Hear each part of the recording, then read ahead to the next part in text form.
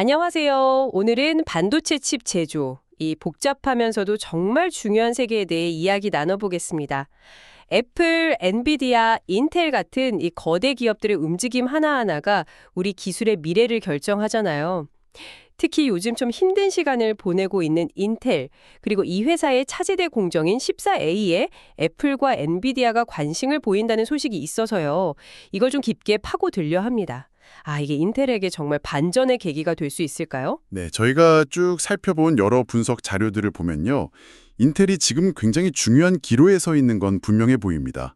그래서 오늘은 인텔이 직면한 과제들, 특히 그 파운드리 사업의 미래, 그리고 14A 공정이 왜 이렇게 중요한지, 또 애플이나 엔비디아 같은 그 큰 손들이 왜 인텔 카드를 만지작거리는지, 이게 또 현재 TSMC가 꽉 잡고 있는 시장 판도에는 어떤 의미가 있을지, 이런 핵심적인 내용들만 쏙쏙 뽑아서 당신이 꼭 아셔야 할 정보들을 전달해 드릴게요. 좋습니다. 그럼 먼저 인텔의 현재 상황부터 좀 짚어보죠.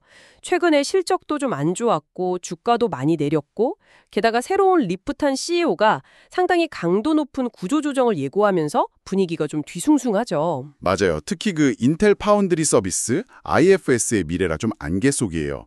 CEO가 실적 발표 때 직접 얘기했듯이 만약에 이 14A 공정에서 좀 의미 있는 외부 고객을 확보하지 못하면 아예 최첨단 공정 개발 경쟁에서 손을 뗄 수도 있다. 뭐 이런 상당히 파격적인 이야기까지 나왔거든요. 네, 정말요. 네, 이건 단순히 그냥 비용 줄이는 차원이 아니라 어떻게 보면 그 무어의 법칙을 이끌어왔던 인텔의 어떤 정체성 자체하고 관련된 문제라서 이게 파장이 끌 수밖에 없는 거죠. 이야, 정말 절박한 상황이네요.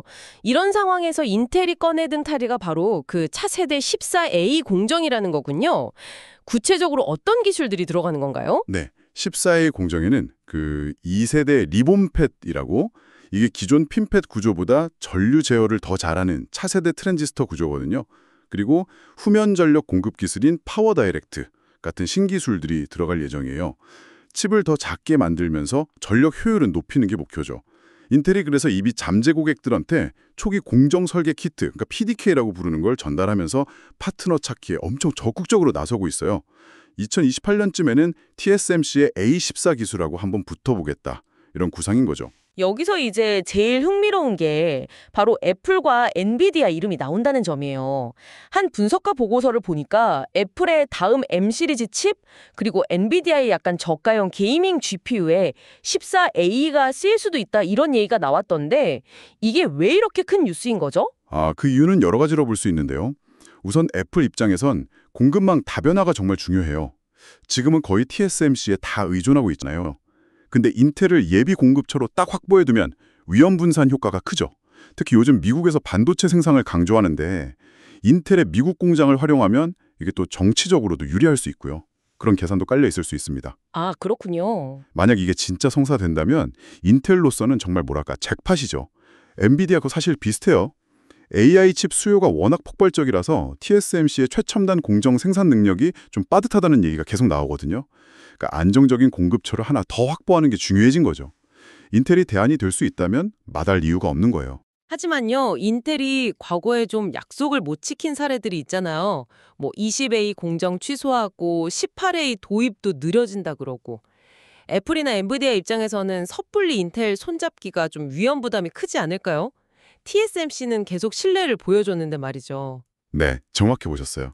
그게 바로 이 시나리오의 가장 큰 걸림돌입니다. TSMC는 지난 몇 년간 정말 거의 2년마다 약속한 성능의 새 공정을 안정적으로 딱딱 내놨거든요. 시장의 신뢰를 완전히 얻었죠. 근데 만약에 애플이 인텔을 믿고 맡겼는데 또다시 뭐 성능이 안 나온다거나 수율 문제가 터진다거나 하면 이건 단순히 제품 출시 일정 꼬이는 걸 넘어서서요. 핵심 파트너인 TSMC와의 관계까지 좀 어색해질 수 있는 그런 위험을 감수해야 하는 거거든요. 그래서 인텔이 기술력은 물론이고 이 실제 양산 능력 그리고 약속을 지키는 능력을 증명하는 게 무엇보다 중요합니다. 그리고 그 18A 공정 상황을 보면 사실 이 불안감이 좀 더 커지죠. 예전에 엔비디아나 브로드컴 같은 데서 18A 테스트 칩을 만들었다. 이런 소식은 있었어요. 근데 정작 외부 고객을 위한 양산은 2026년 중반으로 또 밀렸거든요. 게다가 TSMC의 2나노 공정이 더 빨리 나올 가능성도 계속 제기되고 있고요. 현재로서는 인텔 자체 칩인 펜서 레이크의 18A가 먼저 쓰일 예정인데 어쨌든 외부 고객 확보가 좀 더딘 이런 상황은 14A 성공에 대한 압박감을 더 키우는 요인이죠. 자, 그럼 이 복잡한 상황들을 다 종합해 볼 때 이 기술업계의 미래에 관심 있는 당신에게 이게 어떤 의미로 다가올까요? 확실히 뭔가 좀 큰 변화의 조짐 같은 게 느껴지는데요. 네, 그야말로 탕이 크게 흔들릴 수 있는 그런 상황입니다. 인텔이 관련 최첨단 제조 경쟁에서 살아남을 수 있을지, 그리고 TSMC의 독주 체제에 어떤 균열이 생길지, 또 애플이나 엔비디아 같은 이 빅테크 기업들의 공급망 전략은 어떻게 바뀔지 이게 다 연결되어 있는 거죠. 결국 핵심은 인텔이 말로만 하는 게 아니라 실제로 경쟁력 있고 믿을 수 있는 14A 공정을 제때 제대로 내놓을 수 있느냐, 바로 이겁니다. 정리를 좀 해보면 인텔은 지금 14A 공정에 거의 회사의 운명을 걸었다. 이렇게 봐도 과언이 아니겠네요.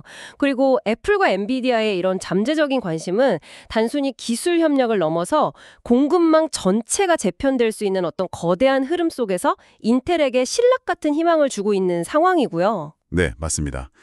앞으로 인텔이 정말 어떤 결과를 보여줄지, 그리고 애플과 엔비디아가 최종적으로 어떤 선택을 내릴지 이걸 계속 주목해서 봐야 합니다. 이 결정들이 단순히 한두 기업의 문제를 넘어서서 반도체 산업 전체, 더 나아가서 우리가 매일 쓰는 기술 생태계 전반에 아주 큰 영향을 미칠 수 있는 중요한 변곡점이 될 수 있습니다.